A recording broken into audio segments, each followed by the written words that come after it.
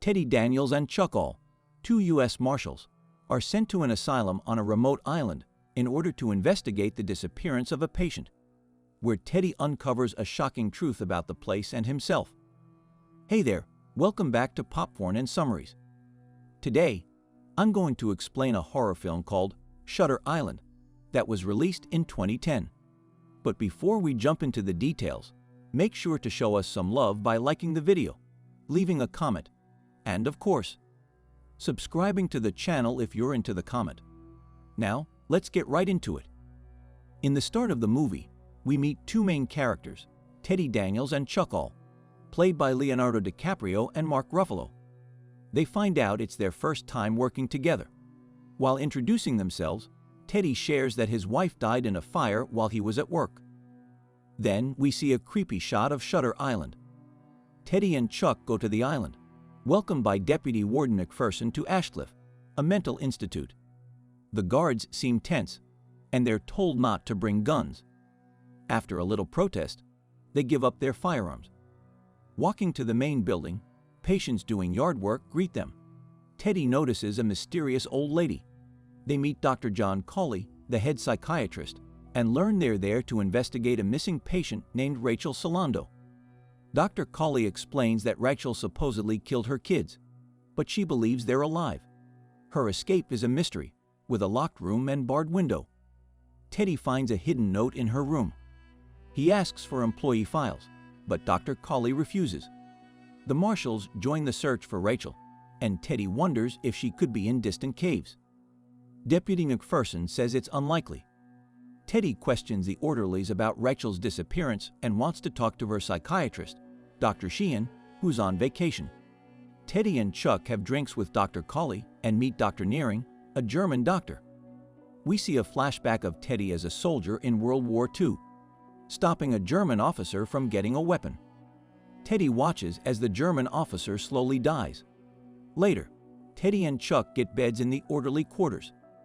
That night, Teddy dreams about his dead wife, who says Rachel never left the island, and warns about someone named Lattice. Teddy loves this dream sequence. He wakes up during a storm and talks with Dr. Cawley, who believes in respecting and understanding patients. Teddy and Chuck interview Rachel's fellow patients. Mrs. Kearns, who killed her husband, gets nervous when Teddy asks about Dr. Sheehan. She quickly writes something on Teddy's notepad. Teddy asks Mrs. Kearns about Andrew Lattice, the man who caused the fire that killed his wife. Lattice disappeared mysteriously from Ashecliffe. Teddy thinks Lattice might be in Ward C with the most dangerous patients. Teddy chose Rachel's case to find Lattice.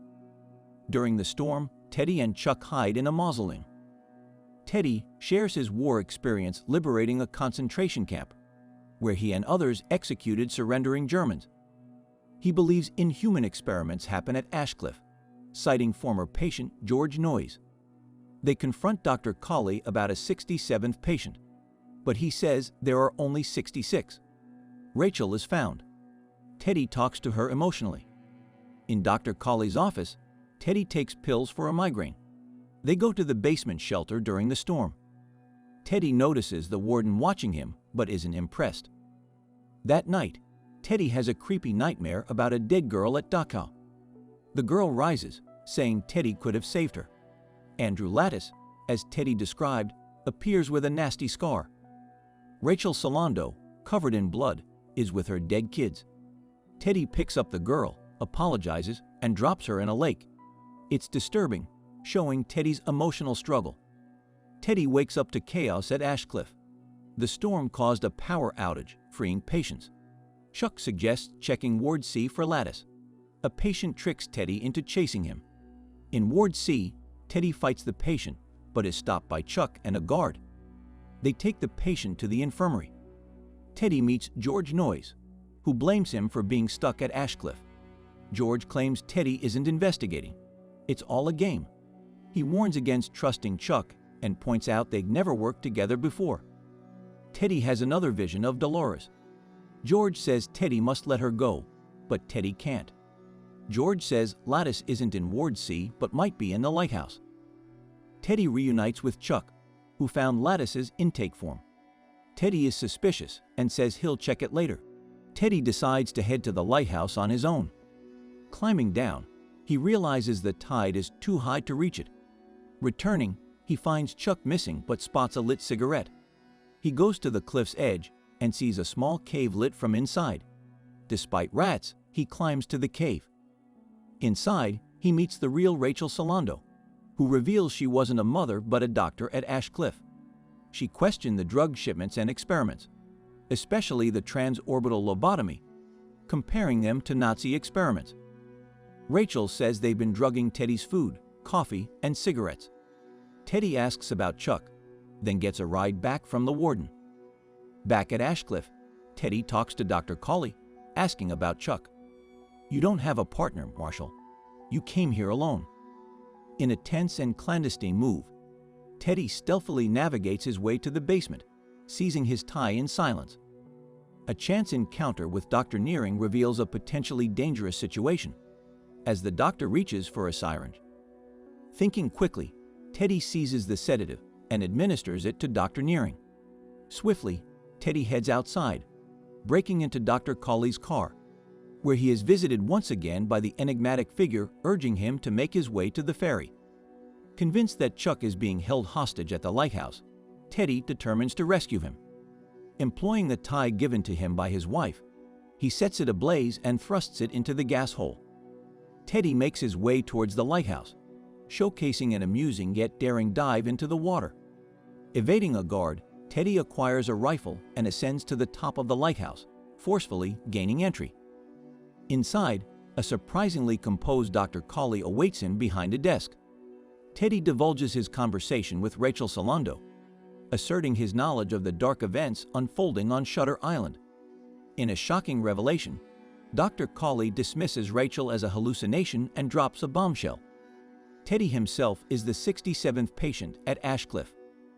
Colley weaves a grim narrative, asserting that Teddy is, in fact, Andrew Lettuce, residing at Ashecliffe for the past 2 years. The chilling account details Teddy's alleged murder of his wife, who, according to Colley, had drowned their 3 children in a lake behind their house. Unveiling an intricate puzzle, Colley points out the anagrams within the names Edward Daniels, Andrew Lettuce, Rachel Solando, and Dolores, emphasizing the cryptic Rule of 4. According to Colley, Teddy has constructed an elaborate alternate reality, portraying himself as a valiant U.S. Marshal unraveling a sinister conspiracy. The tension peaks as Chuck enters the room, revealing himself as Dr. Lester Sheehan, Andrew's primary psychiatrist.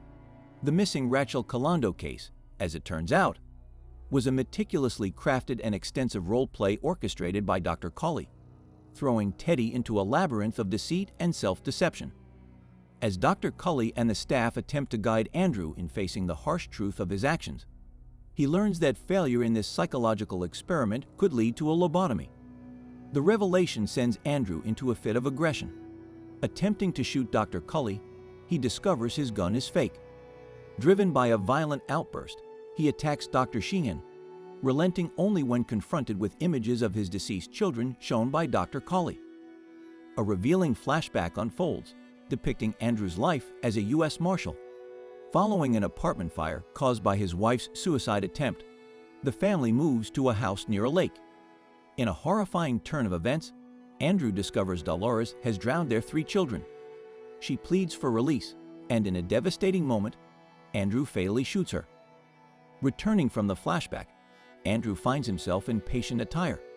The person posing as Rachel Solando was actually a nurse. Under further questioning by Dr. Colley, Andrew acknowledges reality, admitting to fabricating a false world because he couldn't bear the truth. He blames himself for not getting Dolores the mental help she needed. In a powerful moment, Andrew reveals his true identity, confessing to the murder of his wife. The film concludes with Andrew and Dr. Sheehan sitting on the steps of the main building. Andrew, now referring to Dr. Sheehan as Chuck, urges them to find a way off the island. Dr. Colley, visibly disappointed, communicates with Dr. Nearing and signals the orderlies. Several approach Andrew, one holding surgical tools. In the film's final line, Andrew, looking at Chuck, questions whether it's worse to live as a monster or to die as a good man. Standing up seemingly at peace, he walks away with the doctors and orderlies, The last shot focuses on the lighthouse, implying that Andrew undergoes a lobotomy as the film comes to a haunting conclusion.